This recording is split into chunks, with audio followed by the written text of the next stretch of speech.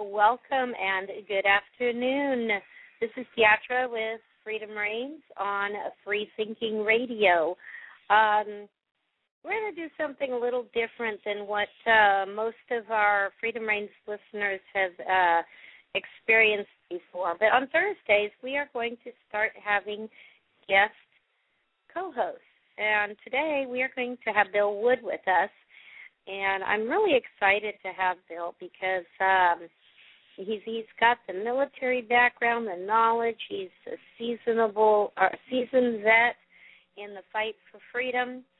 And I want to go ahead and welcome Bill. Bill, welcome. Your mic is open. Thank you. I appreciate the invitation very much, and I, too, am looking forward to co-hosting today's show. Yes. I understand that you have a lot of questions for our guest today, who is Drake.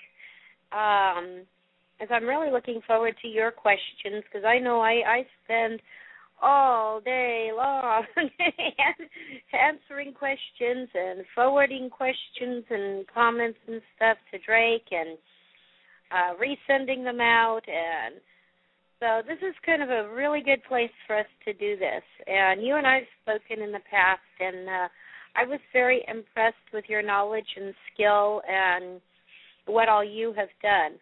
And so I want to go ahead and at this time we'll bring Drake in too. I'm going to open Drake's mic up. Drake, hello. You there? Hi. Yes, I be. Okay. Well, we're going to go ahead, and I'm just going to let Bill run with this. Come on with it, Bill. You got the floor, honey. Okay, well, I do want to thank Freedom Reigns and Blog Talk Radio and Wolf Spirit Radio for producing this show and giving me the opportunity to sit down with Drake and go over what I have gotten as new information. But I think Drake would agree with me that things are really heating up in the past couple of days. So the first thing that I kind of wanted to touch base on is the Neil Keenan lawsuit. Did note that Drake was a call-in guest last night on the Project Camelot show with Carrie Cassidy, and caught it as soon as he jumped on the line and was impressed to hear from him. But I did want to give Drake the opportunity to talk about what Keith Scott had to say last night and allow him the opportunity to clarify the points that I think he was trying to get out. So do you want to take that one? Well, that's an awful pregnant question. Yes, basically, it is. The easiest way for me to do this is for people that really want to know what's going on is to listen to that recording. It basically explains the primary situation of the finances of the globe. This also includes individual countries, and that's slightly different in different aspects. The premise of what is being done is basically to remove the financial basis for the bad guys, cabal, whatever you want to call it, in order to take the financial power in such a manner that they have nothing left. Now, a lot of people are concerned in a lot of ways as to what happens when the banks close. And one of the things I've suggested a lot of people do is to get a hold of silver coin, that sort of thing. If you can afford it, a little gold wouldn't hurt you, just to hold on to. Lay up a little groceries, this sort of thing. You're looking at a period of anywhere from 2-3 days to a couple weeks maybe. In the meantime, the premise is this. The plan that I've been privileged to be invited to look at takes into account this closing. Now, one of the things people don't understand is that you have to zero a currency out before you can truly revalue it. You can have a partial revaluation without zeroing a currency out. But that still leaves value. And the problem is that the size of what is being dealt with is so enormous that were the dollar to go to 10 cents, they'd provide a truckload to make up the difference to somebody they wanted to hire to do something. This power needs to be totally removed, and that's why you zero it out and let it stay that way for a couple of days. In the process, the bulk of the remainder of the plan then comes into effect almost immediately. Part of that is that your lights are not going to be turned off. Phone should still work, toilet flush, usual things. The idea is a transition. It's not a takeover, and it's not a military coup. It's not what people think because of the agreement to the plan by those operating it, which is to return to our original documentation and to return to sovereignty. This includes individuals as well as groups. So in terms of the lawsuit itself, it's not been finalized yet, and as I understand it, things are in process to do so. So within the next few days, give or take, possibly you'll see some action. I don't know the itinerary, and if I did, I would not be putting it out on the air for sure. People are just going to have to wait a little bit, and believe me, it's hard. When you know what's happening, it's even more difficult when you don't. Hey, Drake, if you don't mind, Drake, I checked on the PACER website, and it states that the defendants have until May 11th to respond. I understand that, but that's not the entirety of the thing. There's several actions that are to be taken, whether they've responded or not. There's a consummate difference between what everybody's used to in terms of legality and law, between what's being done and the premise for it or basis of it. And this is why I suggest everybody who has not listened to what Keith had to say on that interview. The one of the bases that they're attempting to accomplish, that will be accomplished actually because it can't be refused, is to free everyone from the financial control, suppression, etc., that everybody in Europe, United States, and most of the world has been living under. The manner in which you do that is to take the legs out from under the finances. When you can't pay the goons, they don't show up. It's just that simple. I hope that answers that question. Yes, very well. So that leads into the next area that I wanted to touch on because there seemed to be quite a bit of confusion over this. I don't think people are 100% taking into account that this lawsuit isn't just being fought in the U.S. courts. So if you could take a couple of minutes and explain how maritime law or admiralty law is being used in this situation as well as U.S. law.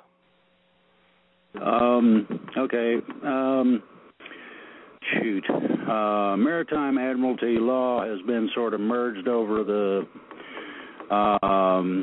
past history, and so most people look at it strictly in admiralty terms. And under admiralty terms, there is what's called a maritime bill, and everybody is familiar with a bill of lading.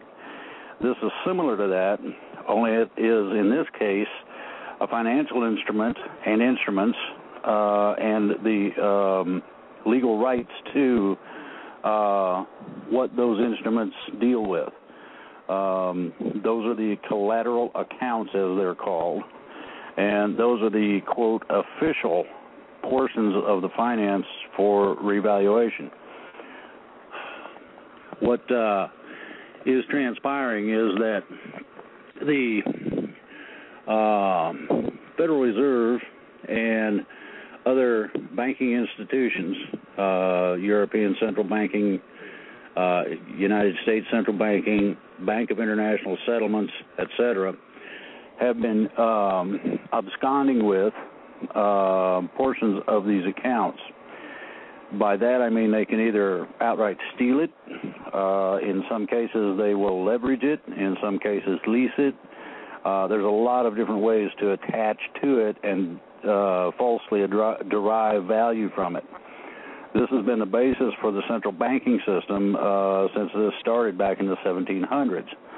The difference is that the legal rights to these accounts have been consolidated, and the consolidation of that bears to the lawsuit. Now, here in the United States, everybody's probably familiar with the liens that have been placed on the 12 central banks or federal banks. In Europe, there are about another half dozen that have been liened recently, along with the Bank of International Settlements. None of these institutions had at any time base rights to use any of the collateral funds. However, they did so anyway. The position is that they now get to repay what they have been playing games with forever. So basically, you're going to ask banks who don't have the currency to come up with what's called lawful currency, which is gold. And according to the original agreements of anything that was allowed to be used, the payments at, I believe it's 4% per annum. And right. This is some tons in the trillions of gold.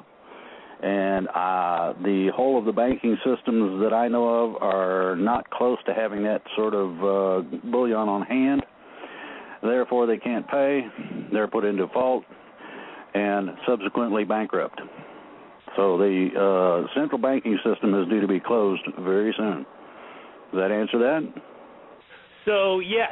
And so in that bankruptcy, when they can't provide the real value currency, by bankrupting the banks, it basically gives legal rights to go in, take over, and run the system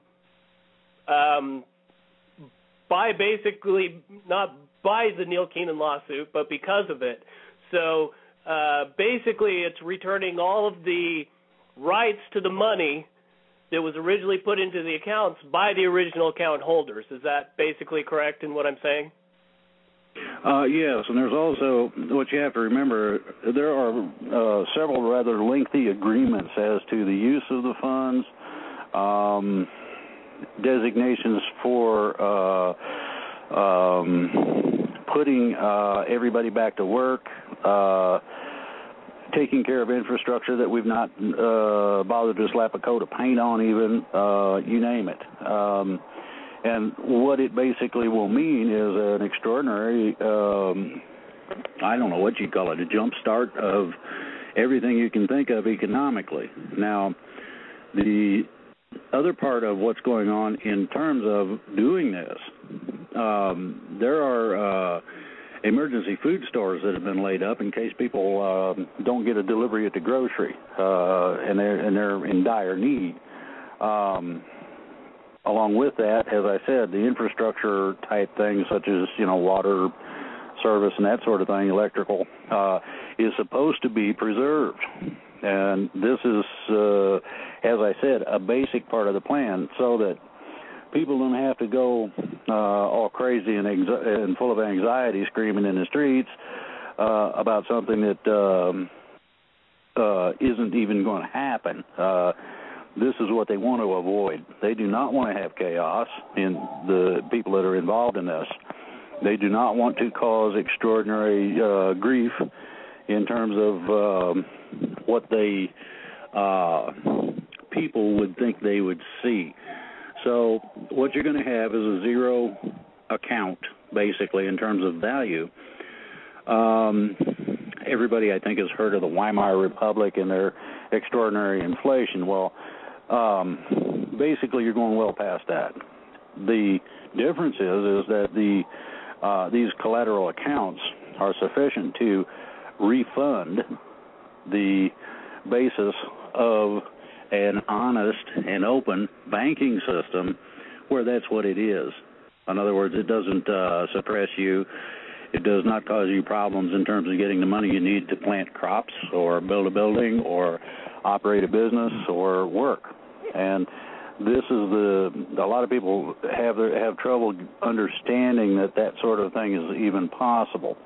So therein lies a lot of the misunderstanding. There is a difference, and it's coming. It's going to be complex. It's not real simple, but it's not something that the average person need be real concerned about. In other words, your unlimited income, you run out of food, there's ways to supply you. You will not go hungry. You will not do without. This is the idea of the plan, a smooth, peaceful transition. And that's a big difference between takeovers, military coups, martial laws, and, as such, revolutionary wars or any of the nasty things you can think of. So that's the basic difference. Next question. Okay. Basically, yesterday I got some new information that laid out some details of this plan that I agree is very, very complicated, that are going to, A, impress people, and B, give everybody a lot of reassurance that this has been contemplated and thought about and arranged for quite some time. And I don't know if you have gotten the same dissemination of information that I have, but we are all aware of an executive order that President Obama put out called National Defense Resources Preparedness. That seems that there has been some thought to keeping the utilities, keeping water, as well as FEMA preparations for MREs in the tens of millions to be stored and prepared and on hand, as well as military orders being put out to A, aid in the transition, make sure nobody gets left behind, and B, ensure that where resources are needed, that they're delivered. That's my understanding. Could you give some clarity on what your understanding is? You just named it. That's pretty much the plan verbatim. One part that everybody's leaving out is the citizens organizations, the militias, armed groups, freedom groups, things of this nature. One of the tasks I've been given is that when this is happening, I'm supposed to notify several people, and the notification is supposed to be some 24 hours ahead of the last or second final shoe falling, or however you want to look at that. And basically what this means is that you'll have a heads up about 24 hours, give or take, before extraordinary events. Now, the other part of this goes to a combination of mass arrests of the people who have perpetrated these things on other people. Some of the things that have been done, if anybody really takes a look at it, aren't too humane.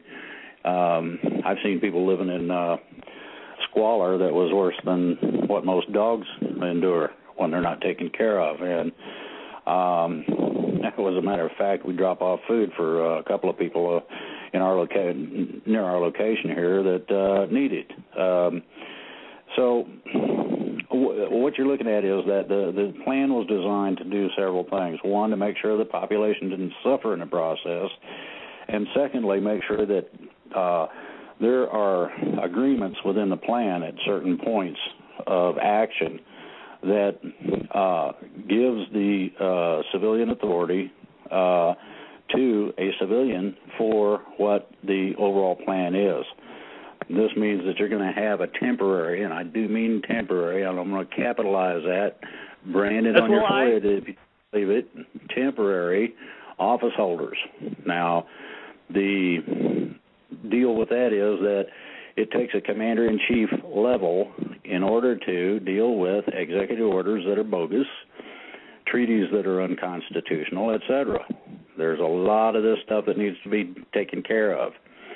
I don't know if you've gotten a hold of the same outing that I read a couple of days ago, but it stipulates a 120-day wait period to reelect people to see whether or not that the local government has been corrected.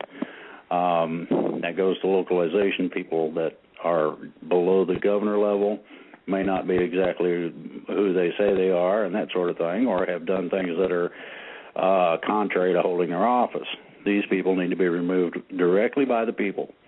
You need to do this in a reasonable manner.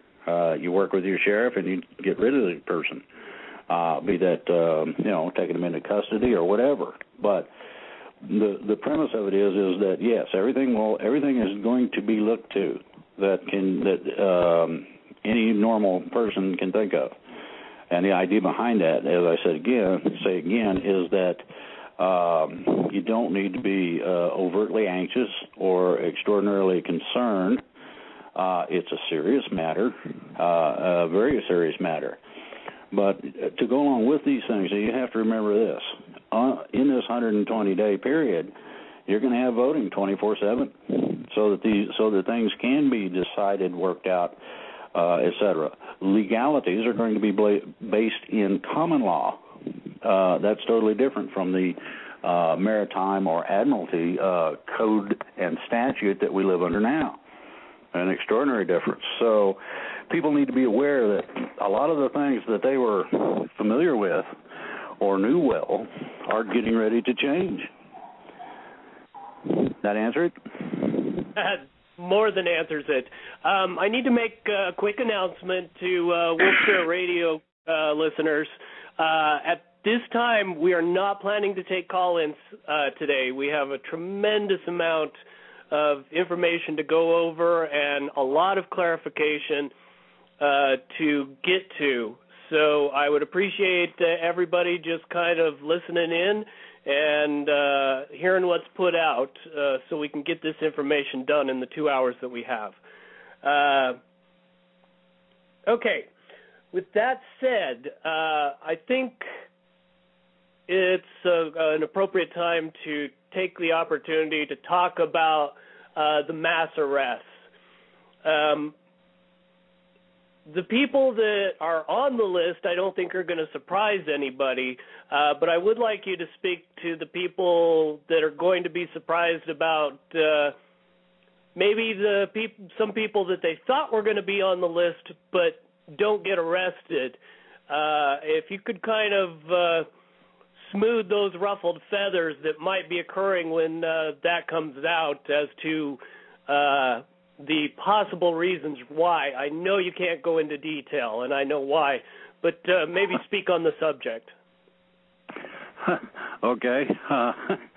That's a trick question, actually. People are going to find that the laundry list of names is going to be a lot of people that they have seen on TV and know or feel that they knew. You're going to find some people that you don't know at all. And then you're going to find some whom you thought might have been on the bad side who actually weren't. Now, to go along with that, you've also got some people who have already started making a deal. And the deal is that they don't break rocks in the hot sun for 50 years in exchange for explaining how things work, how you did this, who you did it with, names, dates, places, that sort of thing. Now, something that people don't know and are not aware of is there is two, and has been, two intelligence groups. Varying agencies have multiplicities. These multiplicities are good guys and bad guys. The good guys have been collecting data on the bad guys. Of course, vice versa as well. But the thing is that it's kind of hard for a judge to ignore the videotape. Now, is that you? And, you know, when you look right at the camera, it's pretty obvious, okay? When you hear a person's voice saying such and such when they probably shouldn't have said anything at all, that gives you a pretty good idea as to what to go on in terms of whether or not the person's dirty or not. This involves, in terms of the dirt, now this is another thing. Some people actually went out and honestly invested and made money.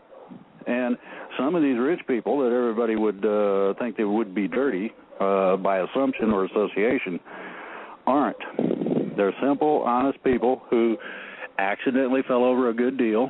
They took the good deal. And some of them, a lot of people don't get this, some of them, in terms of the amount that they had to put in, was greater than they had. They borrowed against their car, their wife, whatever, took those funds because they believed in what they were doing and invested them and in some form or another. These are the honest ones, and they will not be included on the list, and some of the names will probably surprise some people. A lot of the names that are directly associated and well-known will be more than obvious. So then again, you have to remember, if somebody knows stuff that nobody has been able to figure out or has really great information on, they might mitigate their sentencing. In other words, they won't hang them, et cetera, or execute them in some other form or fashion. If they help him out. Well, the guy saved his life. Now, what he ends up with depends on how deep it goes, what he can do for the good side, the good guys, how he can help. And if some of these people truly turn out to be key people, as I've heard they are, then you've got a situation where that help might be worth not even incarcerating them. Now, that don't mean they walk away with anything other than a clothes on their back. Don't misunderstand that. You might see some fat bankers sitting on the curb going, now what do I do? Just like a lot of unemployed people I know. So there's a lot of variation in this, and it's going to be up to a combination of what they did, how much they're willing to help to rectify that, and exactly where it all goes to. So, I've heard information on several occasions that implicate a lot of people that people are kind of looking for to maybe help straighten things out. And so that, to me, was a little bit of a shocker or a surprise. I agree. Well, what you got to remember is that I deal with the people that are doing this, and so I get information directly from the horse's mouth, and that's a considerable difference between hearing rumors of this and little snippets of that on whatever website that's trying to make everybody go cha-ching, grab your gun, man, it's time. Ooh, people don't need that. We got enough trouble trying to make sure the kids are fed and behaving. I mean, that sort of thing. We don't need all any extra stuff right now. We could use some employment. I will agree with that, and I understand that this goes along with this, so I'm going to add it. One of the things about the collateral accounts is that they will have funds and funding managers. By that, I mean that the accounts, there are going to be a certain amount of money to a foundation, and a certain specific person will be handling the foundation. In other words, you go and you present your case, and then that case is decided on its merit and may be funded even more than what is being asked for. The variations in this go to a combination of character, judgment, common sense, simple things. So this is something to understand. If there's a way to create 5,000 jobs instead of 500, and there's not that much money difference in terms of what it is to start with, what would you do? I know what I'd do. 5,000 jobs in certain areas? My goodness.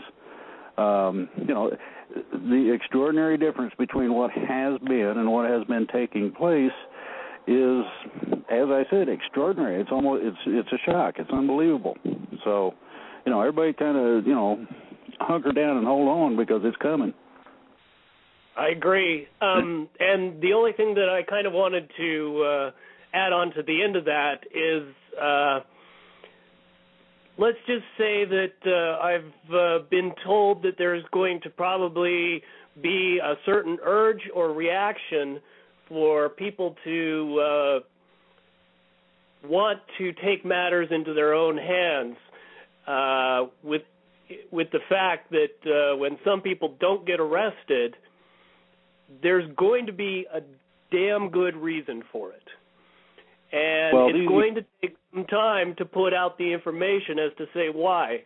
And I would equate this to a RICO investigation, except we're, in essence, taking down a worldwide criminal organization that has been in power for hundreds of years.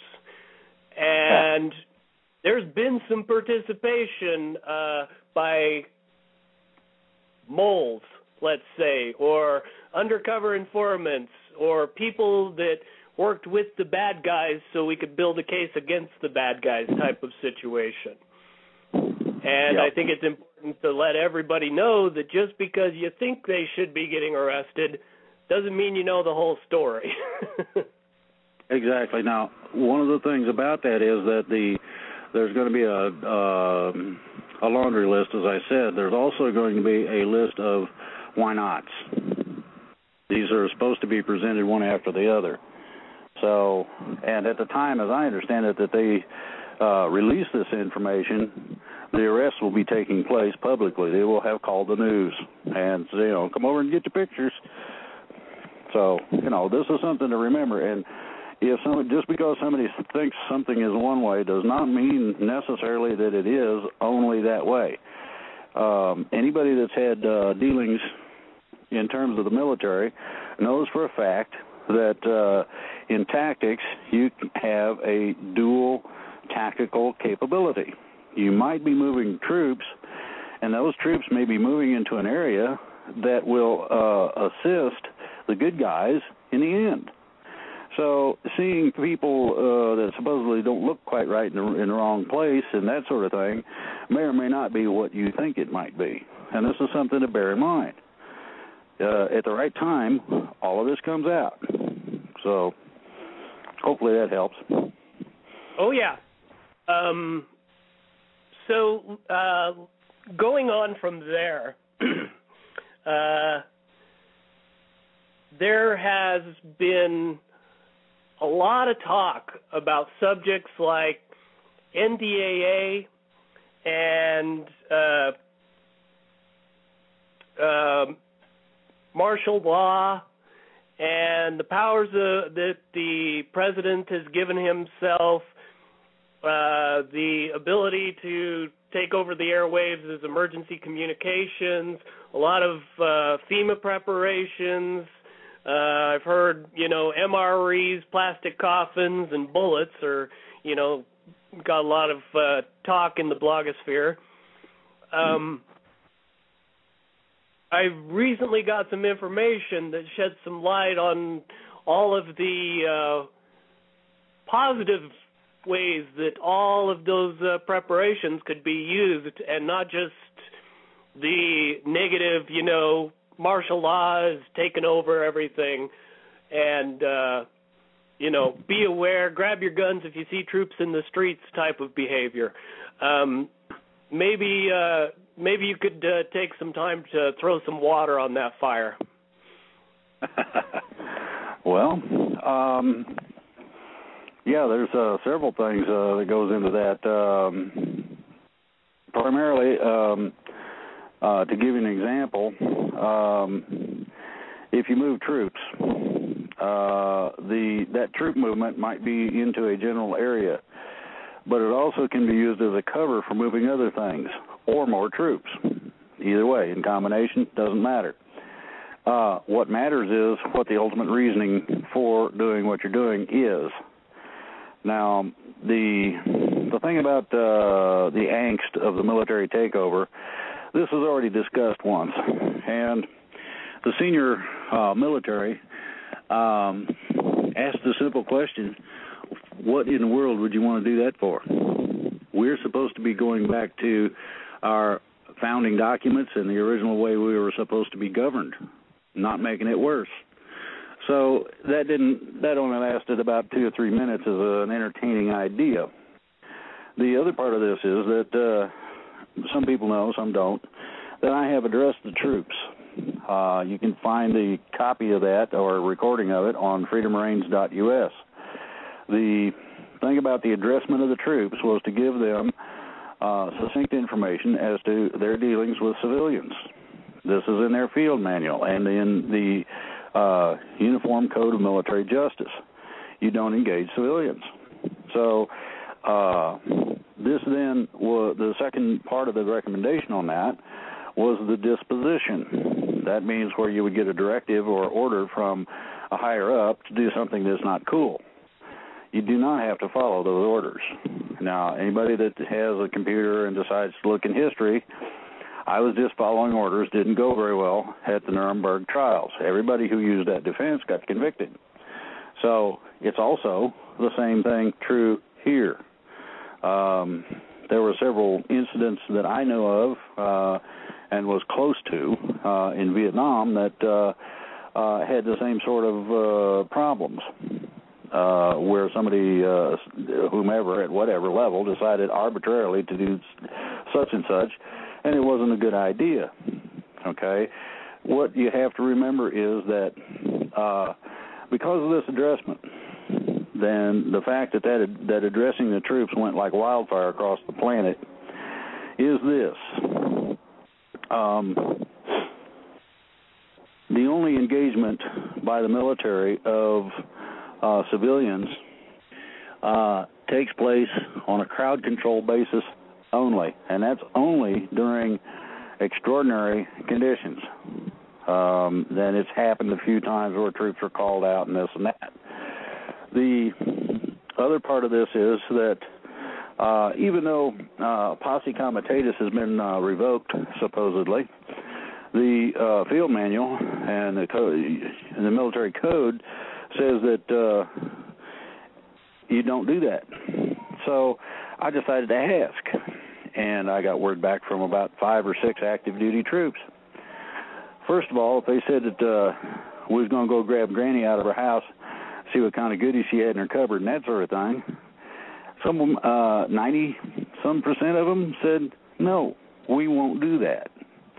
That's reassuring. Well, what about martial law then? And the answer, and people may not like the French, but it was hell no.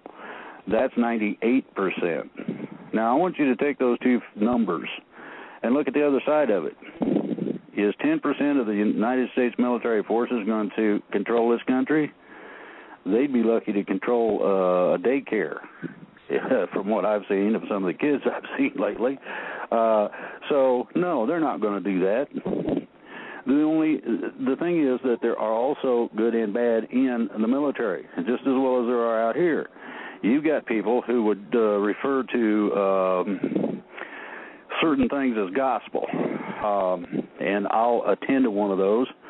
Well, no, I won't. I'll let Keith handle that. The link to the interview with Keith, I believe, should be on the Freedom Reigns website, Facebook page somewhere. Listen to that very carefully. In it, he gives good detail as to how the idea of socialism, control of wealth, and control of the people came about. In the very near future, we'll be coming out with another recording that further states the same sorts of things. The idea was a bait and switch. You say you're going to do one thing, and you turn around and do something else. This is commonplace. The voice of the people are not listened to in terms of legislation. That have right now. Do what? I think that the bait and switch is a real fear. What people have right now is that they're told that it's going to be a nice, safe transition, but they worry that it's a precursor to martial law and the New World Order taking over and yada, yada, yada. I know I've heard those comments in the past, so go ahead and, address that exact line. All right. The military has, under force of arms, told people, no, you ain't doing that. Now, I'm talking about presidents, senators, congressmen, you name it. secretaries of state,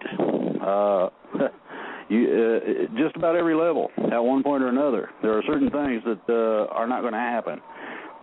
One of those is that and I'll use the word righteous by way of the idea of purity in terms of action.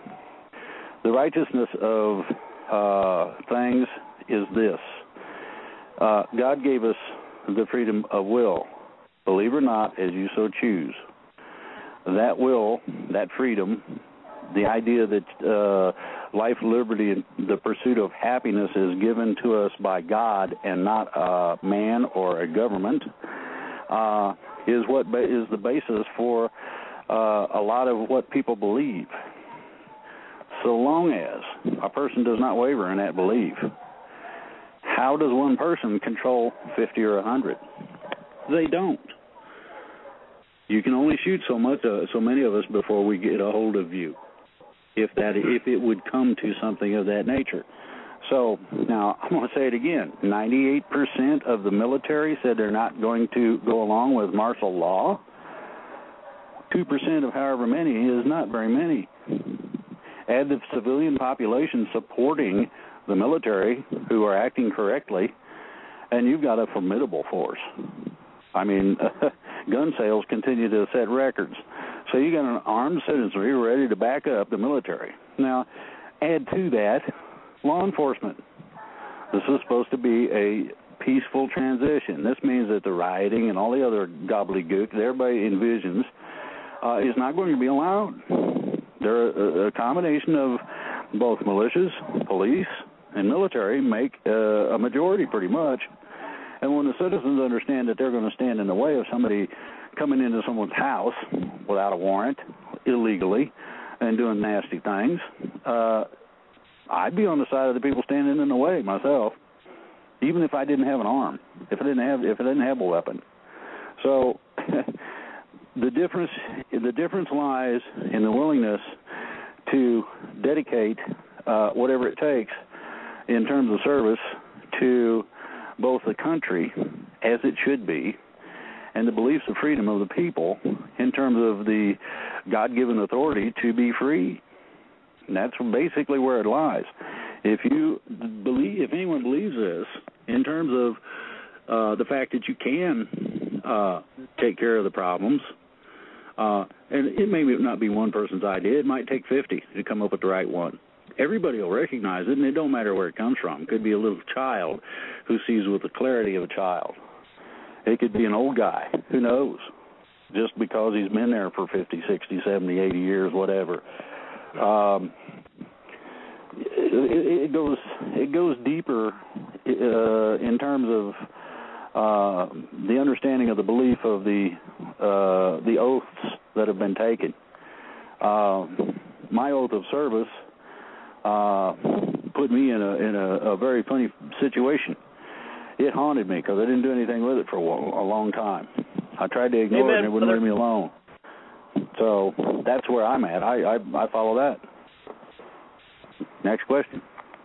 Okay, so I know you've said this in the past, but I think it's important to reiterate at this time especially. The average citizen that is going to be dealing with this situation is not the people listening to us right now. There's people that are more well-informed and more well aware of what's going on right now, and those people can make special preparations during this time. And I think it's safe to say you can give those people some special instructions about what needs to be done when these changes go down, and advice that they can give their neighbors and their family and their friends. So could you cover that and put in some details that maybe we haven't gone over before, but definitely reiterate what we need to do as the awake and aware people to control this transition and make it as easy and safe as we can for everybody in the country? Well, first of all, those people who are aware and awake probably have a certain gift of gab. That certain gift of gab goes to talking about things that you don't normally discuss, be that religion or politics in a bar or whatever the situation may be. The other part of it is you're going to find that the people who are awake and are aware and do have an idea as to how things should be will end up basically being put in charge by the will of the people. I mean, it's very simple. Either you do want to take the responsibility for your freedom or you don't. Now, I don't like the idea of leadership in a lot of ways, but the main thing is this. You look in the mirror every morning and that's your leader. Now, you have to understand that there are a couple of things that goes into this. Primarily, people have been divorced from feeling different ways about things. And that's been done through movies, TV, general social attitudes, etc. The basic quality that everybody needs to listen to is their conscience. This is what tells you, this is what makes women go, oh, when they see a little baby something or another, human or otherwise. It's where the big, strong bad boy on the football team takes a liking to a little kitten and takes care of it. It comes from the heart. It's similar to what people feel in the way of comfort when they crawl up on Grandma's lap. What you need to be able to do, very simply, is to give that away to everybody you know. You can also, within a group, and I'll pick a number, say 100 people. Out of that group of 100 people, there might be 10 or 15 who are aware. One of those who's aware is going to have the courage to voice, hey, we don't need to do this. We need to do this the right way. And here's the reason. Everybody has been subject at one form, at one time or another, of being squatted upon by authority. And I'm not talking about the kind of authority that is needed where a child needs to be corrected, this sort of thing. I'm talking about authority that I'm in charge and you're not. And I don't care if you don't like it.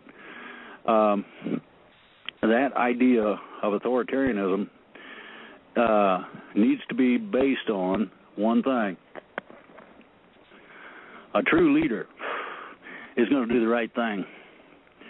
And that right thing is going to come from within. And the part within is called a conscience. Everybody's got one. You don't step on little baby birds. You put them back in the nest if you know how to do that. Or even, like I used to do, raise them until they can fly and turn them loose. It's up to the individual to get back in touch with their conscience as to how to be, how to act. Go back to the 50s and think about it. Leave It to Beaver was a good example of a lot of things. It might be a dorky show, but it's also right on. So in terms of helping each other, you need to get to know your neighbor. You need to say hi to the guy that you see every day in the street when you walk by each other. You need to get to know people just at least on sight, if nothing else. What this does is this allows for people to be familiar enough to form a small group or an organization, and thereby someone in the group or someone knows about who needs things, it can be taken care of. This is supposed to be the giving society. This is supposed to be the helping my brother idea that was fostered at the beginning of this country. And this has to be the new take on things. Forget war. Anybody who's been to war knows better. Anybody who hasn't probably doesn't think it's all that great of an idea. And I'll give a real good simile to that. When you're playing your war game on your Xbox or whatever, pause that sucker and get a real good look at it. Then put yourself in there and think about it. You won't want to go there. Why? Well, it's good for absolutely nothing, just like the song says. So if people work together in terms of a common goal, 15, 20 people can raise a barn like the Amish do now and like we used to do in our past.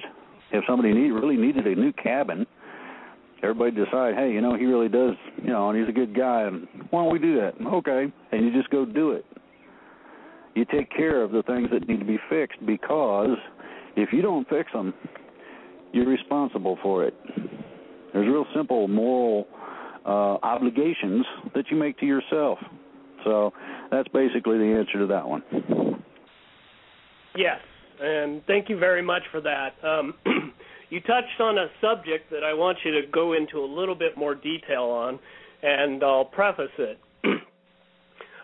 Anybody that spent time in the military and the veterans that are returning home from Afghanistan and Iraq currently are, having some big problems.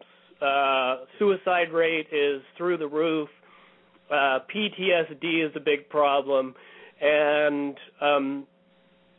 I've characterized that very clearly in my radio shows and my interviews, is these troops are returning home and seeing the disconnect of the United States from what's really going on over in those countries.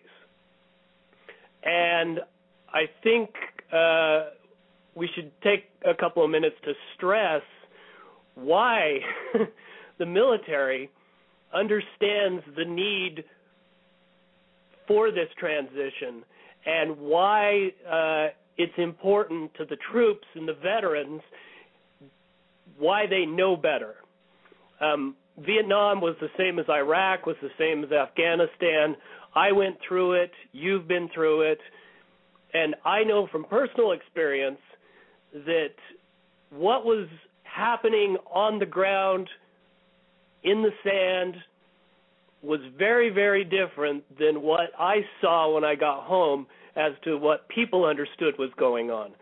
And I kind of want you to touch on that or comment on it as to why the military is not going to be the enemy in this transition, why they're going to be the peacekeepers, and what the understanding is of the soldiers and sailors that have returned home because of seeing what's actually going on, seeing the real world outside of the U.S. borders. Can you touch on that?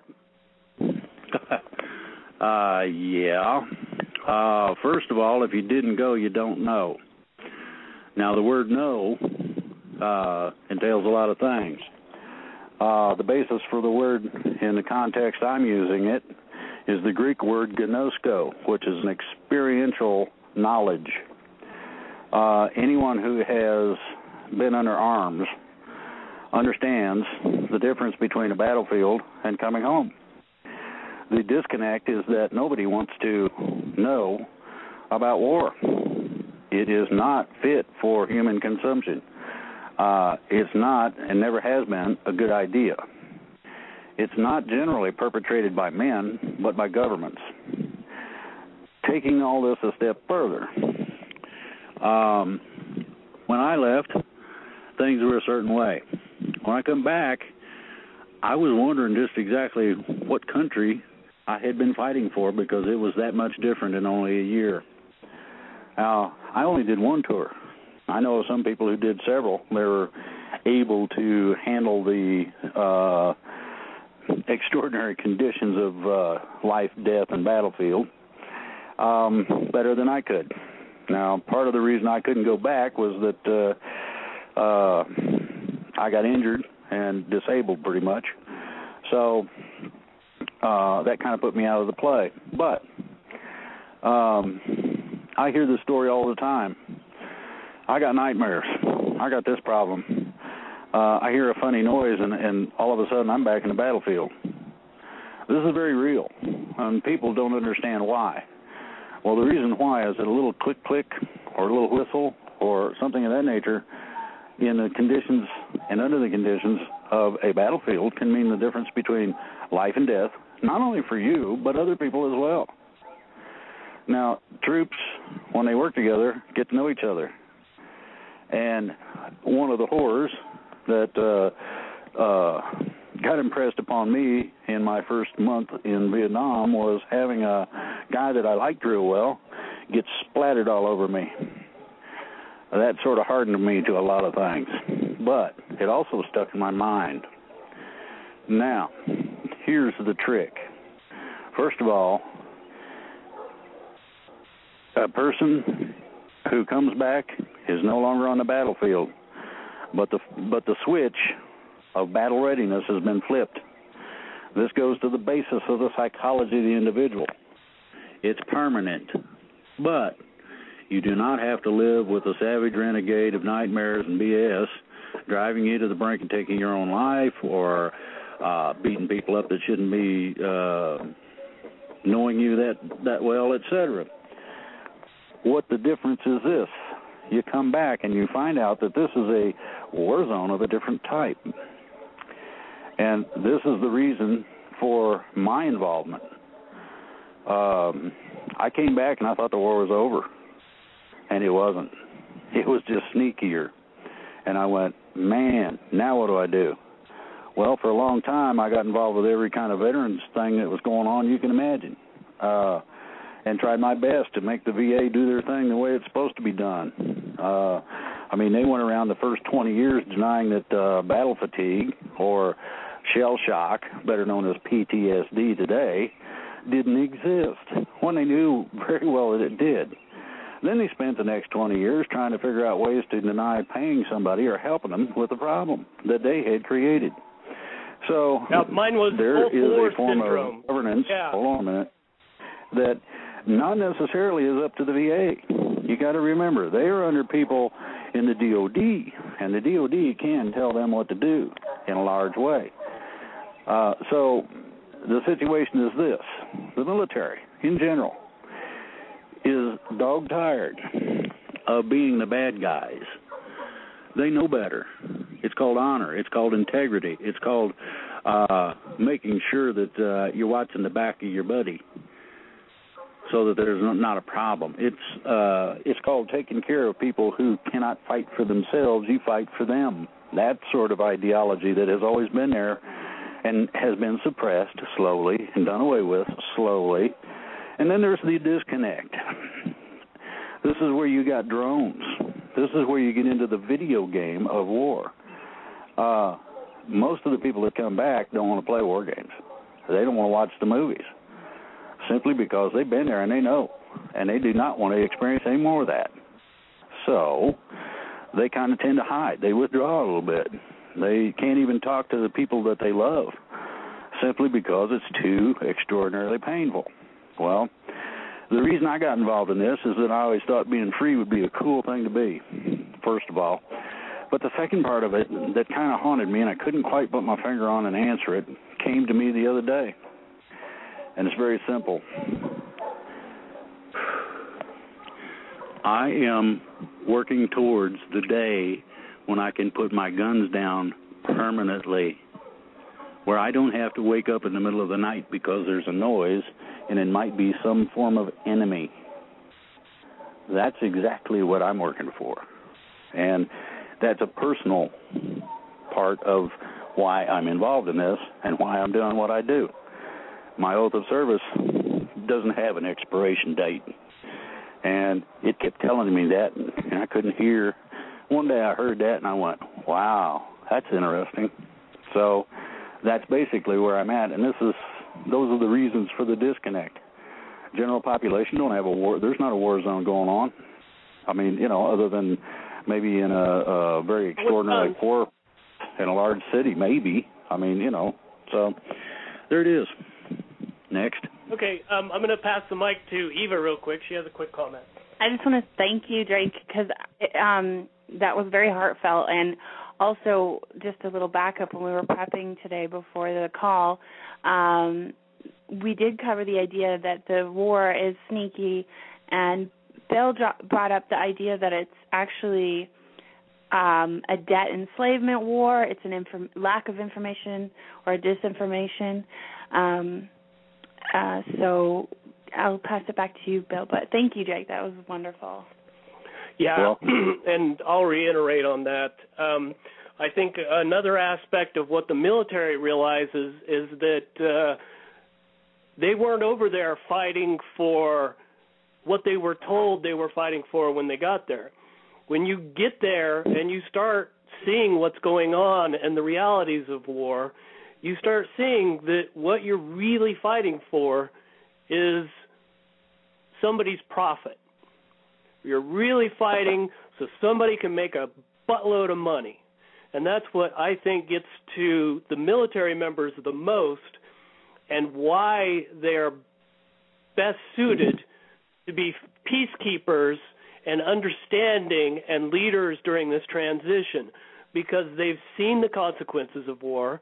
They know that there are people being hurt all over the world for the profiteering of multi-corporations that love to de-enslave other countries and profit from them. And our country, I've characterized it as, been in World War III for quite some time, and the weapon that's being used against us is debt. And the only way to win this war is to take away the weapon. And so I think what people are going to find out is that this transition period is going to be a disarming of the true weapon of war, which is debt. And debt is going to be replaced by prosperity, and the money from the Keenan lawsuit and the understanding of other countries and where the resources of the world need to go are going to be directed to good projects and people that know how to get things done, and secret technology that's been locked up in a safe at the patent office for decades, so that pharmaceutical companies and fossil fuel companies and financial companies and insurance companies can continue to make money. But the time for profiting off of the back and the sweat of the rest of society is over, and the new society is going to be concentrating on how to help your neighbor, how to make sure that everybody gets ahead, not just you. And so, that's the direction I see things moving in.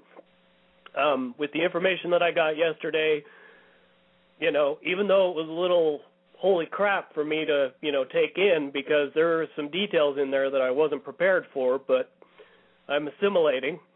But I think it's important to remind everybody that we do have some natural-born leaders out there, and they may not think of themselves that way. I know you didn't, and I know I didn't, but getting involved and getting in this quote-unquote fight has been an honor and a privilege. Even though it's been hell, it more than makes up for some of the things that I've done in my life in my military career. So, I appreciate the opportunity to, honor my oath of office, to honor the Navy core values, honor, courage, commitment, and to stick through these hard times and see it to the end. I'm going to pass the mic. Eva has a question for you, Drake.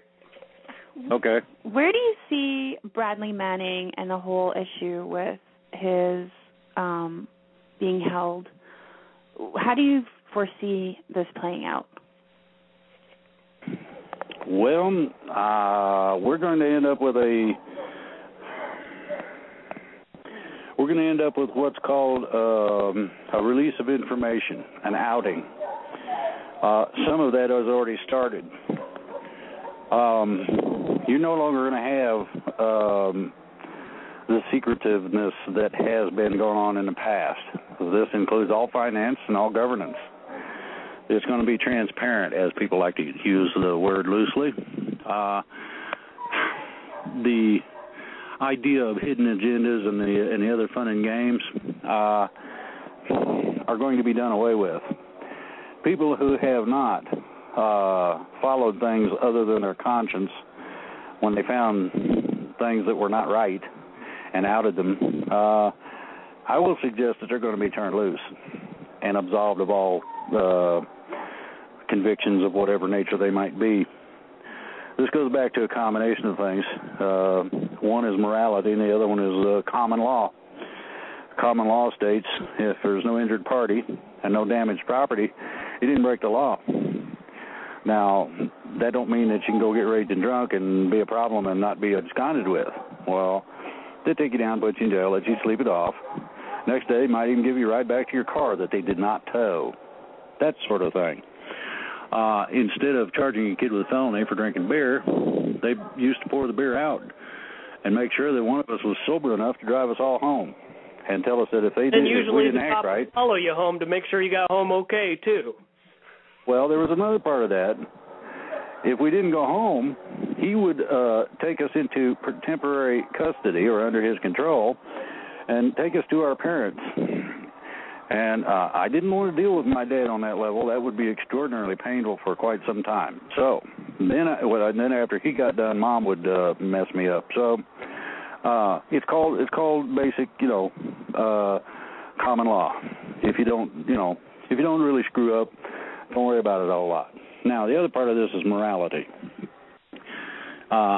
Everybody should commonly know and understand that you cannot legislate morality. It ain't possible. And if anybody takes exception to the idea that it may be, look at all the different divisions in religious belief. So, best thing I've come up with so far that goes along with my conscience real well is called the Golden Rule. Do unto others as you would have them do unto you. And that sort of pretty much covers everything I can think of. So, and that includes critters, bugs, whatever. So when these things are applied, okay, and they're going to have to be reapplied, and there's a simple reason for it. Our planet is not unlimited in terms of size. It's not unlimited to where you can get away from everybody anymore. But you could get some pretty good peaceful places. The problem is that you have to learn to, like it or not, doesn't matter the differences between you and someone else, be able to at least coexist. You might hate each other's guts, that's fine, but you're not allowed to spread that, and your rights end where the other person's nose begins. So nobody gets to throw the first punch or any of that. You don't egg people on. That ain't the right thing to do. Do unto others, would you like to have somebody doing that to you? No. Very simple. It's not complicated. This basically, like I said, it covers it. And then you have a little thing called a conscience. And you get these ideas. Some of them are pretty squirrely, depending on how crazy you might be at one given point or another, how much you've had to drink. But you got that little conscience in there saying, dude, that ain't a good idea. Don't have that 15th beer, or whatever the reason might be. It's not cool to drive too fast, or whatever. Any old thing. Application. Society is going to have to change from two things. The idea that they can do anything they want to and get away with it, and the idea of convenience. A lot of the problems are caused by instant gratification, where you used to have to save up to get to whatever it was you wanted. Now you can run a credit card by it and snatch it up right now. All of these sorts of things are going to start to change. Now, that don't mean that you're going back to the 1500s and a little mud shack. What it means is that the idea of the manner in which you conduct yourself and your life and your attitude toward others has to fundamentally change. Part of the fundamental change is that instead of having a standing armed military ready to blow you away at any second, you're going to have the biggest job corps you've ever seen in your life. These guys are going to need something to do. Well, what did you do before you came into the military? Oh, as a farmer? Okay. You need to go such and such. We got farmers out there need help. Take about 15, 20 guys, you pick them, and talk to them, find out if they know something, and go. That ideology is what I understand the plan stipulates in terms of a general action to be taken. So you got to look at these things. Think about the reality. Somebody's too old, they can't cut the grass anymore, you cut the grass for them. You don't worry about getting gas paid back or any of that. You just do it. So there it is.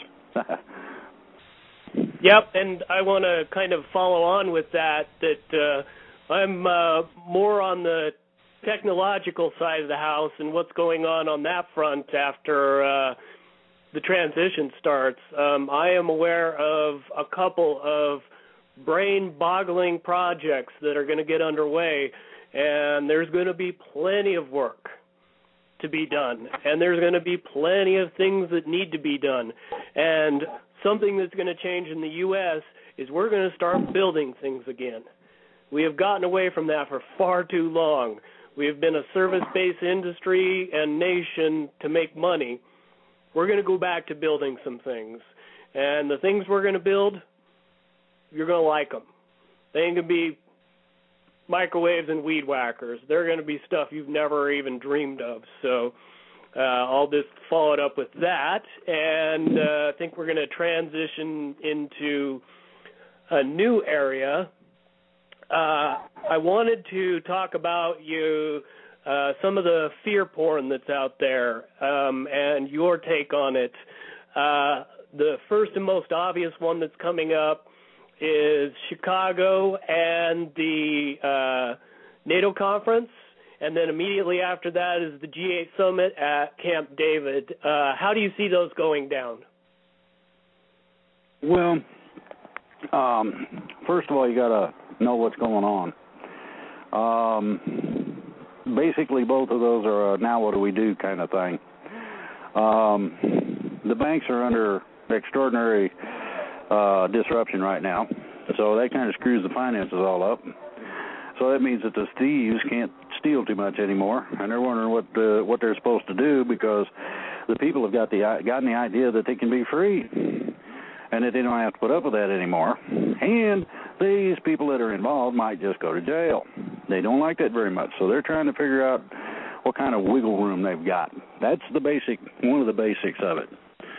The other thing was that people have made trips to foreign countries, some of our dignitaries, and basically what they were doing was they were begging for money. Now, if that does not elucidate as to the problems, if that doesn't enlighten people as to the extraordinary situation, I don't know what will. I really don't. Now, I've got some communications I'm going to make after this show that contain a combination of interviews. One of those with Keith is already making its rounds, and I've got a couple of other ones that are going to come out that are going to pretty much shock some people. There are people that are intrinsically guilty, knowing they have been for generations. As you stated, the financial fun and games started hundreds of years ago. Try over 300. The secret organizations that operate in this elite group are coming unglued. And by unglued, there's several of these groups that decided, the underlings decided they didn't like taking orders of the nature they were given. So they absconded with the Treasury, and they're floating around the country with it.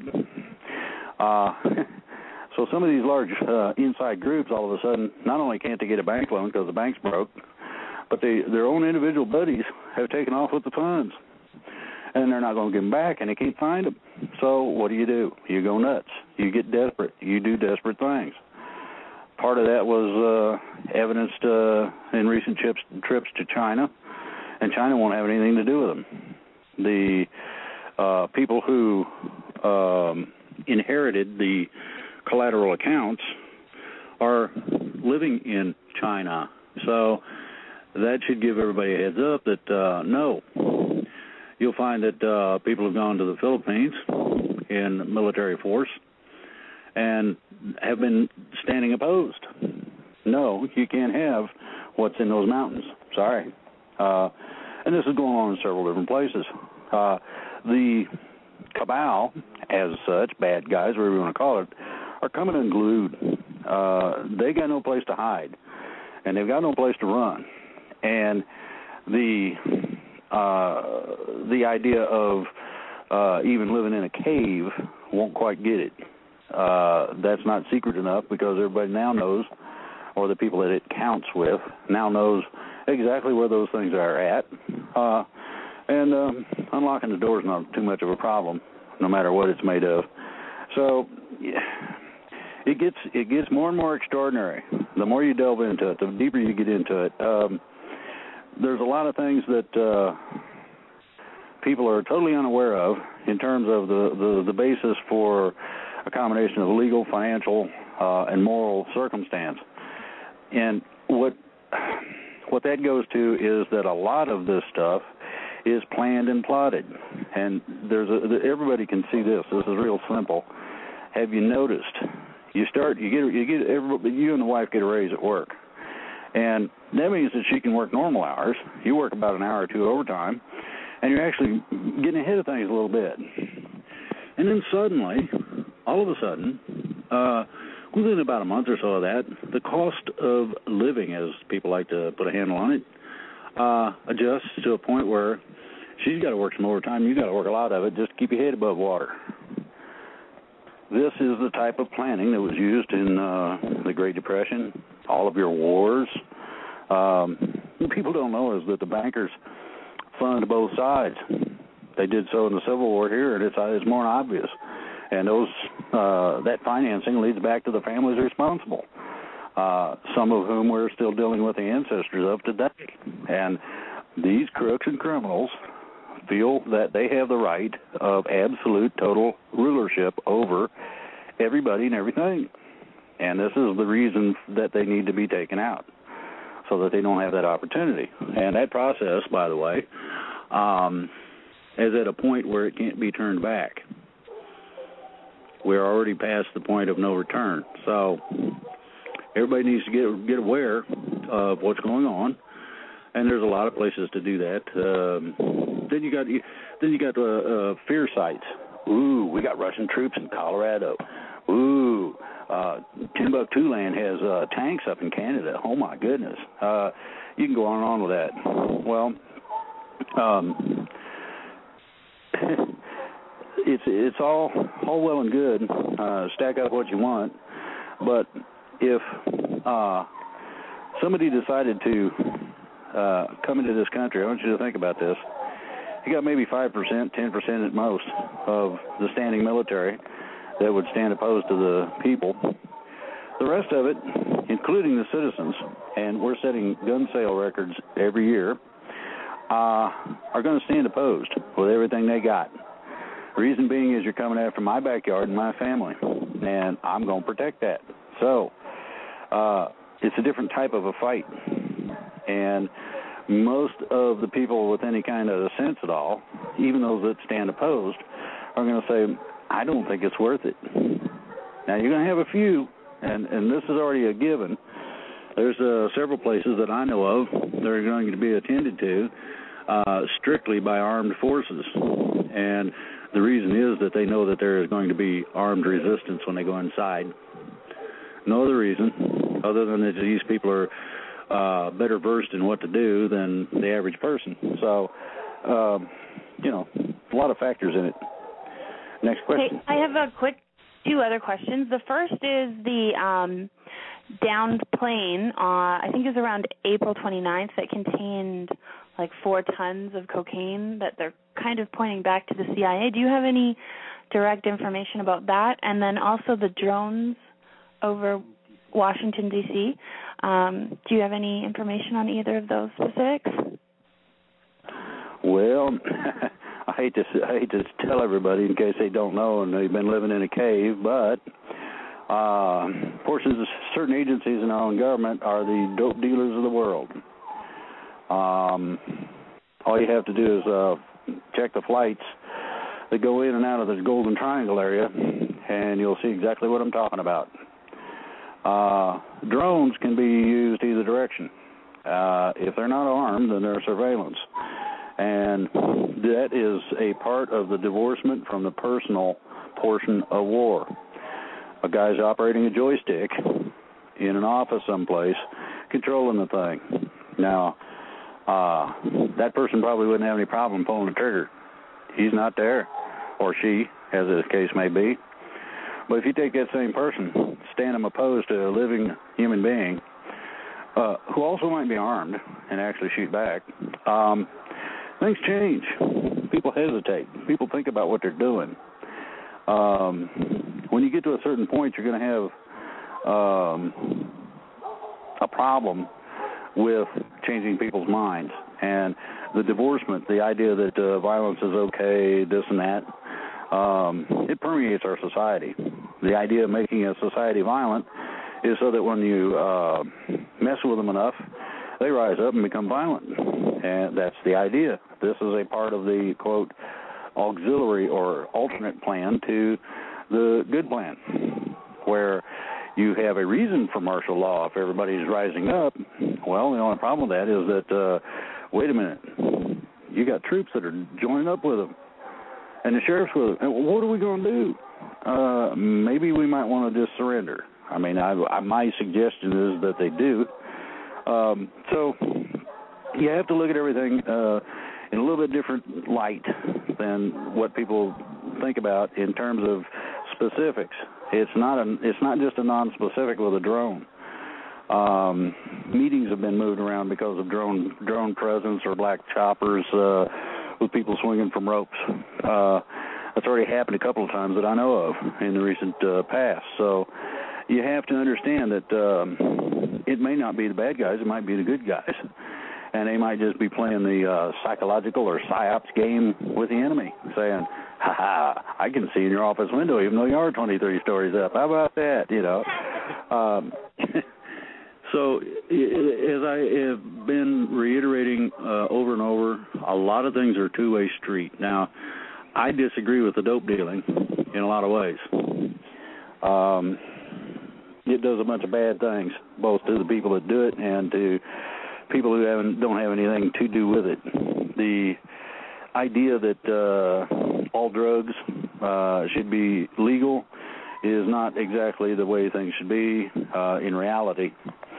What should happen, and this is the change in society I've been trying to express, is that if a person is taught how to get the same rush they do when they snort a line of cocaine without the drugs, then there's no need for the drugs.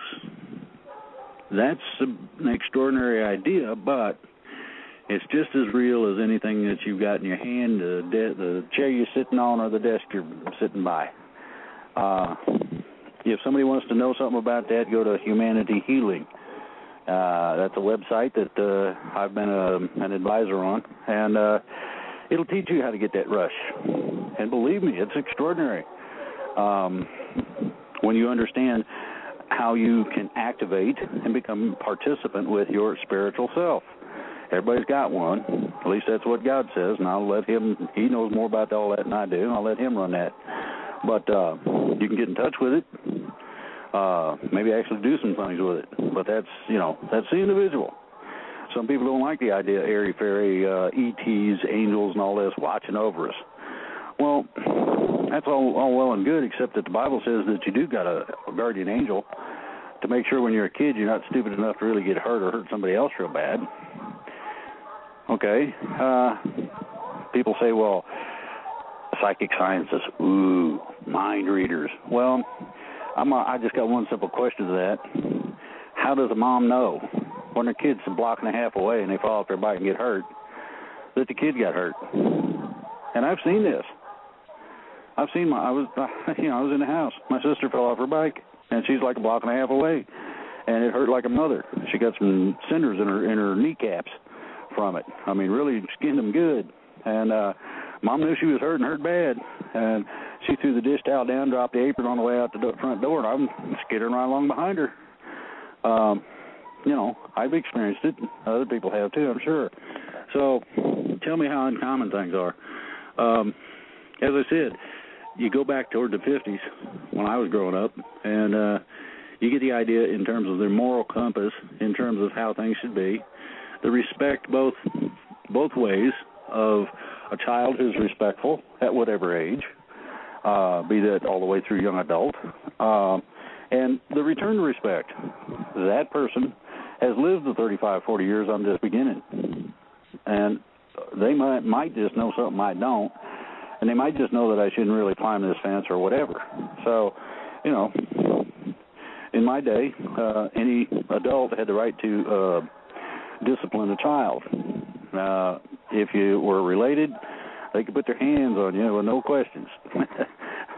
And believe me, I'll put any combat veteran fully armed up against Mama with a broom when she's mad any day of the week, and I'll put money on Mom. Just that simple. Well, my grandma, at the great age of 84, broke her hip trying to jump a 6-foot fence, chasing a coyote with a broom. So, I don't know if that's stupid or she just was mad and forgot what she's not supposed to do, but, it's just as real as anything else. So hopefully that answers those. So what I hear you saying as far as disclosure and divine intervention, we might want to get our brains prepared for something that has been told is bogus by the world in general. Does that sound right? Well, yeah, but the thing is, a lot of people just ain't gonna believe it, and I'll just let them, be aware, look around, watch what's going on, and you'll start seeing it. God doesn't hide from anybody, and He kind of enjoys messing with our minds, or He wouldn't have made artichokes and giraffes. Where did feathers come from? Which came first, the chicken or the egg? You want to get into answers, you show me the scientists that can answer that, and they can't. So that tells me that our idea of knowing everything don't go very far. I just leave it open. I'm not going to try to be an expert on it because my take on things may be different. And the reason being is that, and this is something people need to really think about, everybody's got different fingerprints. That means that you're an individual. That means that God deals with you on an individual basis. My needs or my understandings, what I'm going to have or experience ain't going to be the same as somebody else's. It's just that simple, and it's not complicated, common sense kind of application. And God's got a lot of common sense, I think. He's also got a sense of humor. And if you don't believe that, when you first get out of bed, you go look in the mirror. You'll get a good laugh if you had a fight with a pillow all night. Hair standing on end and all that, and squirrely looks because the light's too bright. Everybody should have one of those pictures just to remind them. So, I feel that there's going to be some things happen. My personal beliefs, though, don't go to anything much more than the particular way I am.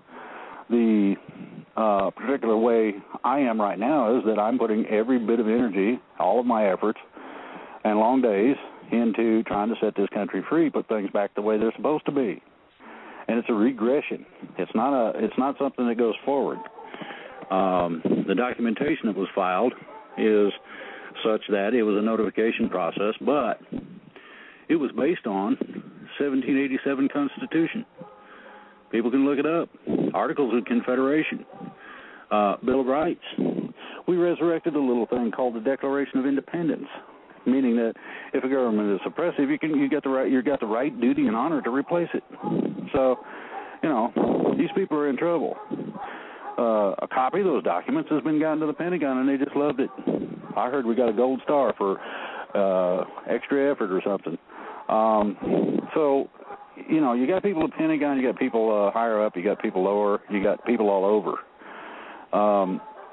When I made the addressment to the troops, and we found the very next day that it was already in Japan, going through the Navy and the Marines and the Army there, that told me that people were hungry for the truth. Doesn't matter if they're military or civilian or what. It told me that I had done at least a reasonable job in presentation.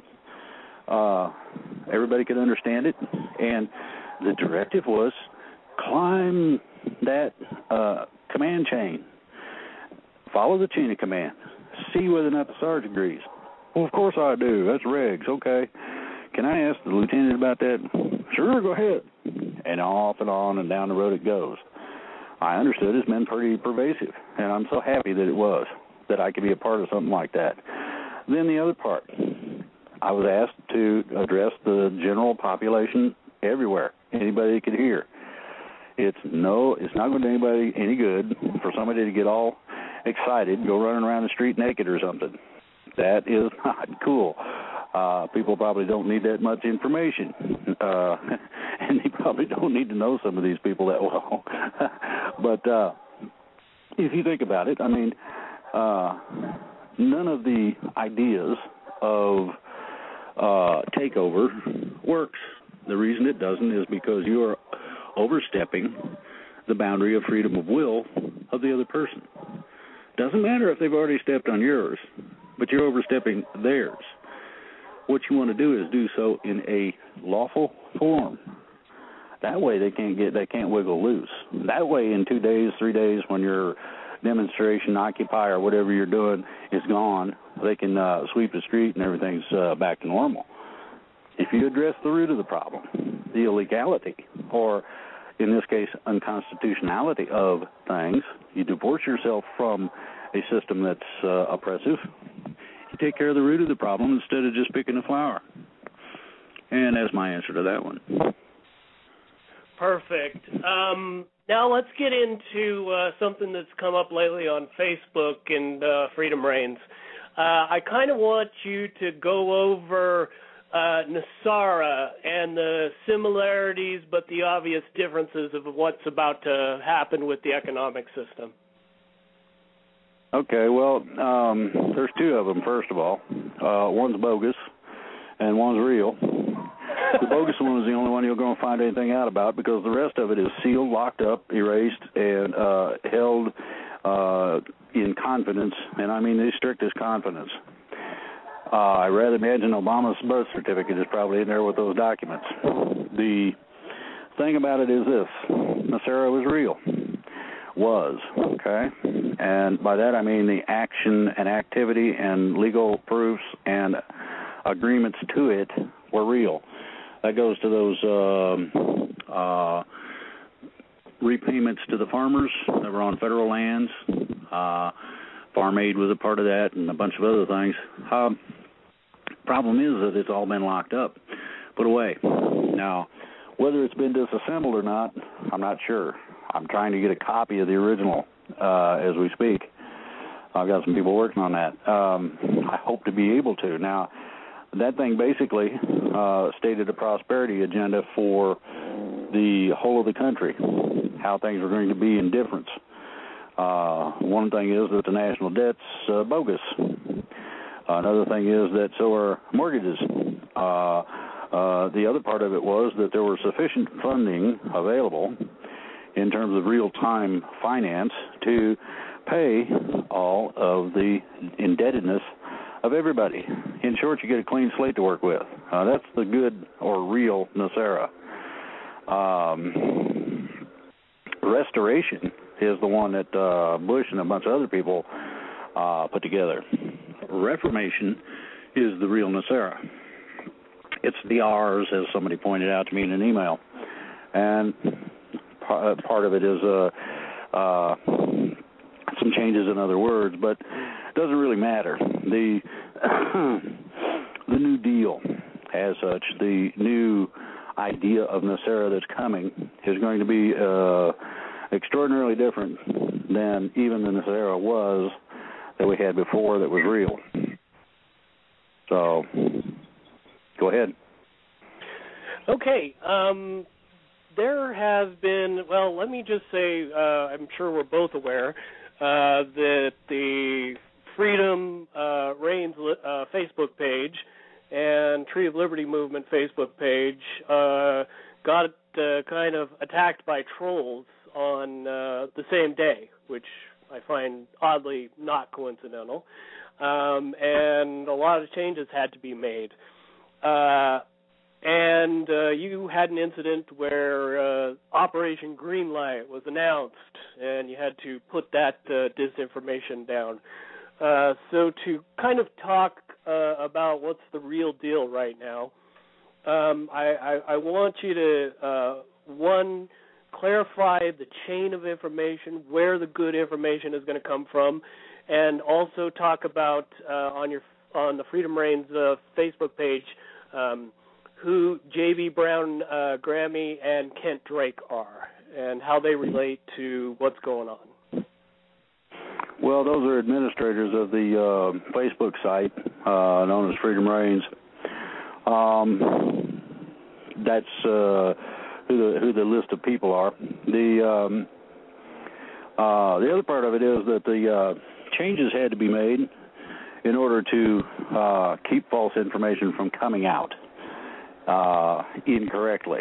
Now, due to the fact that somebody cannot put a permanent post on the Facebook page for Freedom Reigns, make sure that the trolls can't get in there and take a dump in the middle of the parade. We had that the other part of this goes to people taking small snippets of this, a little bit of that, putting it together, making it sound like something totally different, and then posting it as something that's for real. That deals with that green light incident. The gist of it is this. At the point that green light is issued, there are about half a dozen people in this country who will be notified. The green light is for us to express that green light condition has taken place, as informed to us by the same individual, and we are to go as ballistic and public as possible with the information that we are a free country, and the military is taking out the bad guys, and we're getting ready to do the laundry. Now, there's going to be one place that you're going to see that in terms of the group, the association, the individuals involved in Freedom Reigns, and that's going to be freedomreigns.us. You see it any place other than that as a base post. In other words, not a comment or I think so or looky at this, but a for real post. And those are heading posts where you can post within that post underneath, okay? Then you will know that that condition exists. And everybody and their mother-in-law is supposed to go out and holler to the high hills, stand on the roof and scream freedom. Oh, just had a hornet try to fly up my nose. That's not cool. That's one of the ones I don't know yet. Anyway, the only place you'll see that notification from us will be on freedomreigns.us. There will be two postings.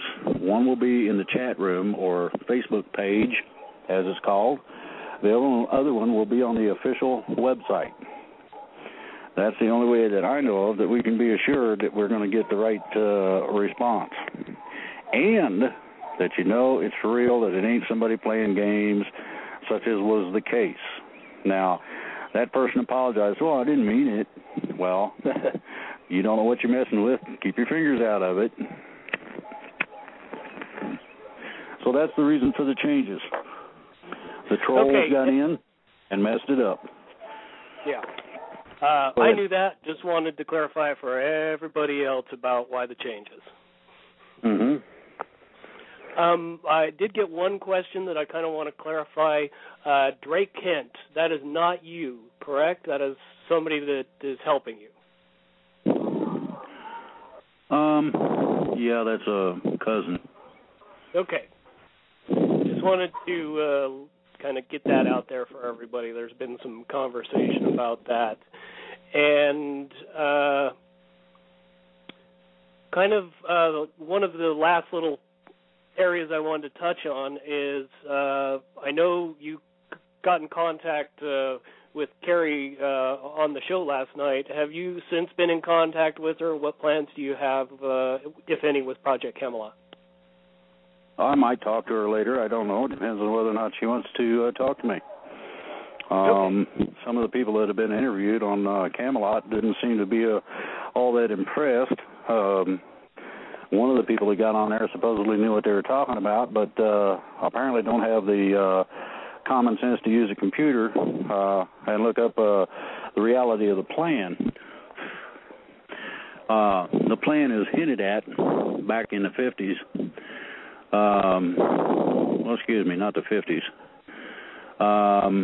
There are records that go back to the Korean War, and in those records you'll find references to the idea the military didn't like what was going on, dealing with a specific entity called the United Nations. it seems that the United Nations has had a tendency to broadcast to the enemy their position, troop strength, what they were doing, and what the plan was. So they left a radio man and a couple of guards with him in a spot, and no, we're just sitting here waiting, like you said. The commander took the rest of the troops and outflanked the enemy and won a battle without very much bloodshed, as a matter of fact, and was quite successful. So they did a little checking, and they found out what was going on. There were attempts for the military to bring charges against the United Nations at that point. That didn't happen. It got subjugated, politics, whatever, money, however that worked. So the senior commanders, flagship officers at that point, that's general and above, got together and started formulating the plan of, first of all, rectifying the direction of the ship of state, and secondly, returning to freedom.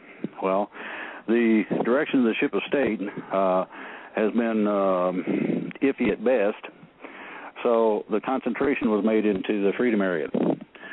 Some of the people that deal with the plan are the ones that deal with me, and this is primarily where I get my information. I have people that are principal in worldwide operations, among others, that I deal with off and on a regular basis.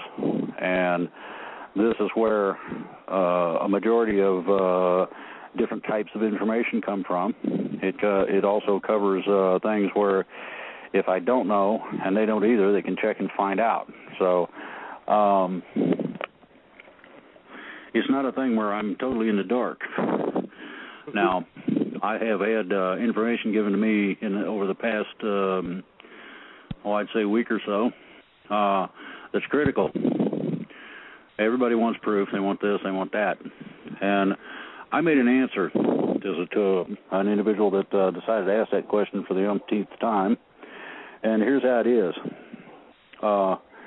If you don't have the security clearance to find out, you're not going to find out.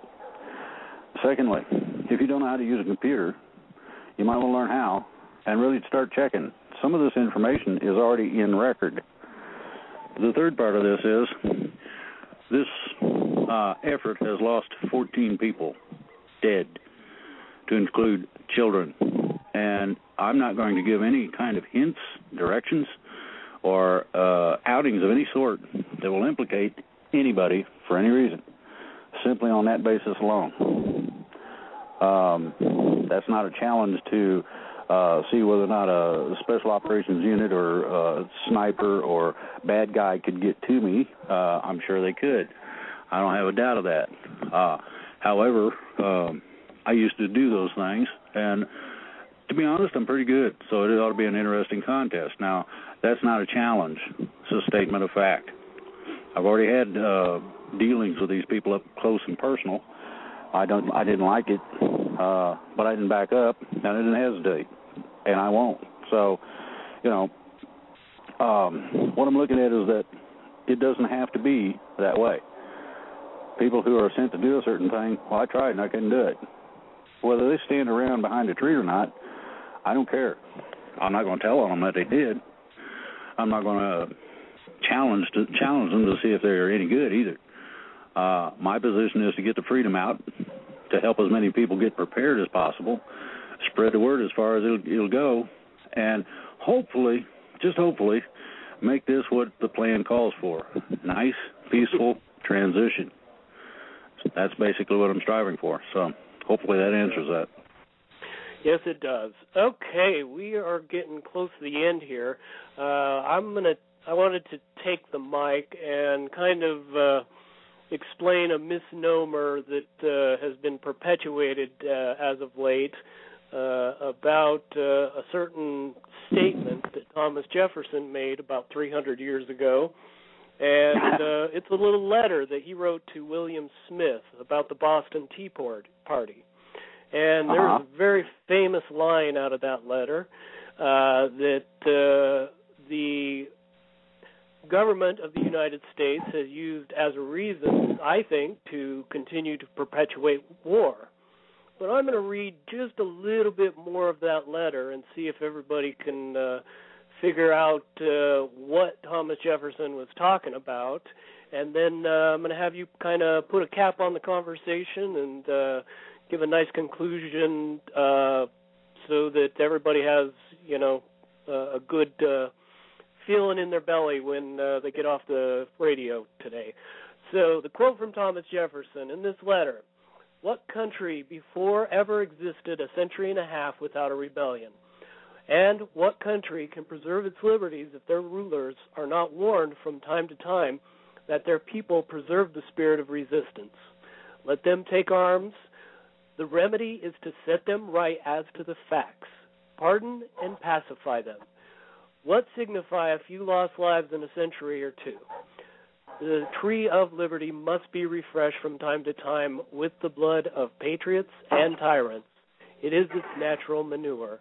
And I think it's safe to say that Thomas Jefferson wasn't saying that we had to get a bunch of people killed every 20 years to have things be right.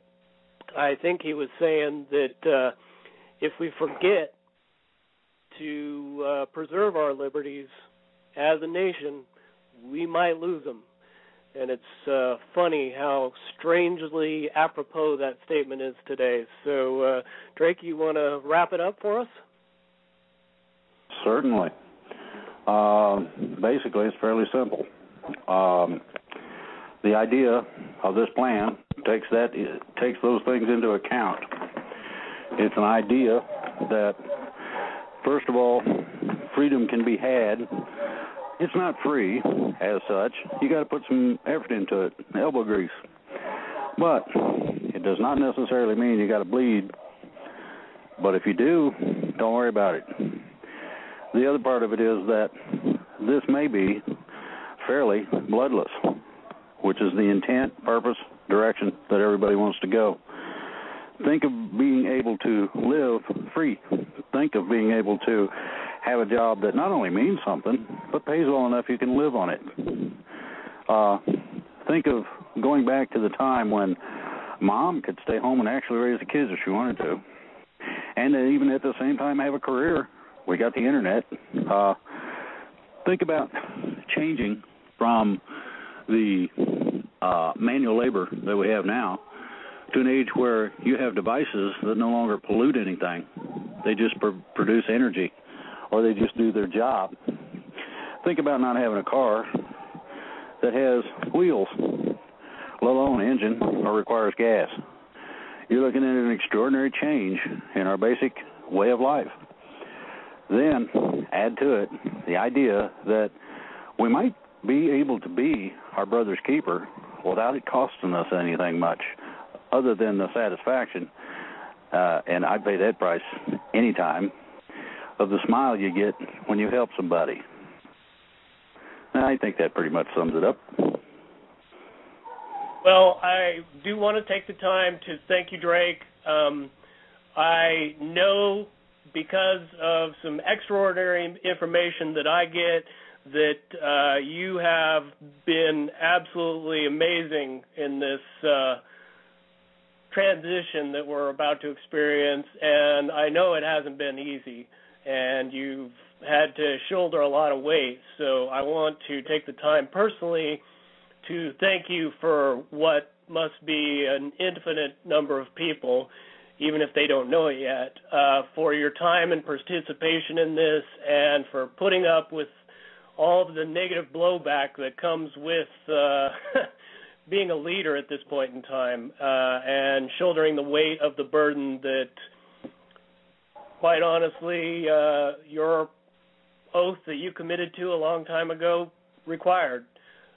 So thank you once again. Thank you for everybody that's participated, Dave Corso and Wolf Spirit Radio, Diatra and Freedom Reigns US, and I would want to especially thank Eva Moore for chiming in a couple of times and giving us the good information.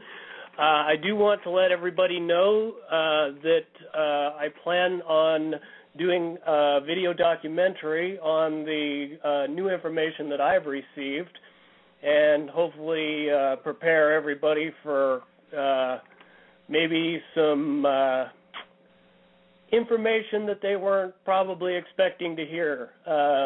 But it's going to help with the transition, and we're going to talk about a lot of the disinformation that's put out there and give some good discernment to what's about to go down in the future. Let me turn the mic over to Eva and let her say goodbye. It kind of, just to capture the audience that we do have today, what Bill is proposing he's going to put forward is going to be kind of carrying on with what you spoke on, Drake, around the list of people that are, being arrested and the list of people that aren't and why they're not. Bill has come into some new information as of yesterday, and it's kind of breaking. So instead of going into a lot of detail right now, he would like to kind of sit down, controlled interview style on Friday and tomorrow, and put it out so everybody can have a watch, and it'll be a YouTube video. Thank you, excellent. Drake.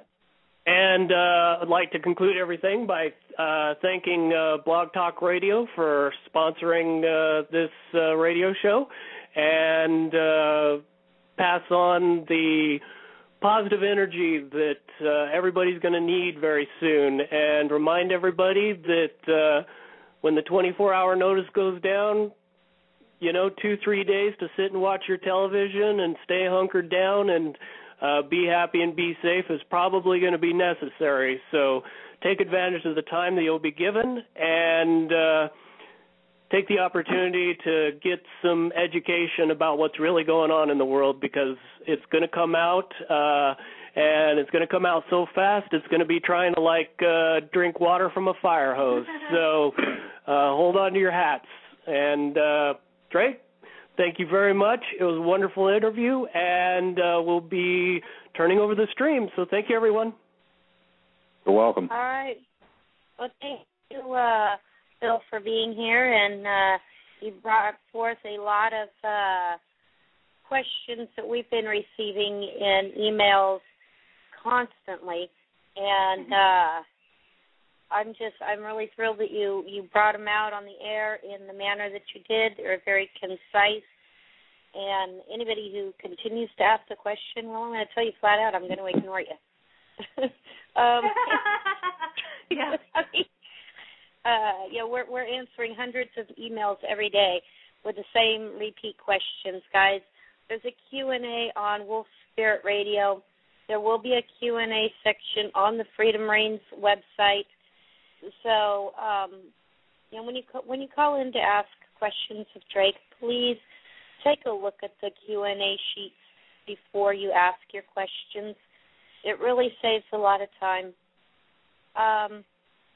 Now, everything that Drake has been bringing forward is really exciting news, and he's talked several times on getting to know your community, working in your community, building in your community.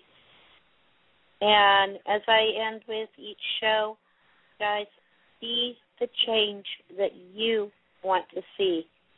If you are looking for a leader, look in the mirror, because you are the leader. And with that, I want to thank everybody, and we'll be back on Sunday on Wolf Spirit Radio. We will take some questions from the audience on Sunday. So with that, thank you all, and good night. Good night. Good night.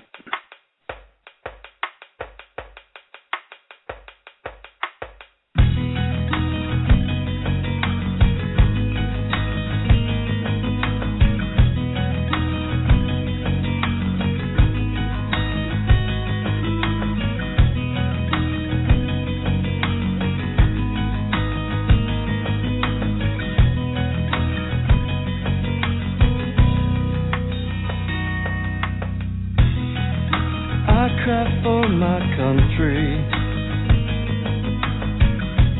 for the pain that it's been through. She's been made to suffer for the profit of a few.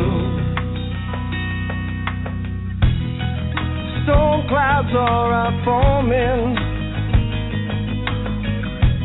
winds of change now touch our shores. Our heedful fathers are crying. This is Thank You White Knights, and I hope you enjoyed this video. For updates and to go to the source of this article, please find the link below the YouTube screen while watching in YouTube. For the latest news and updates, please visit thankyouwhiteknights.com.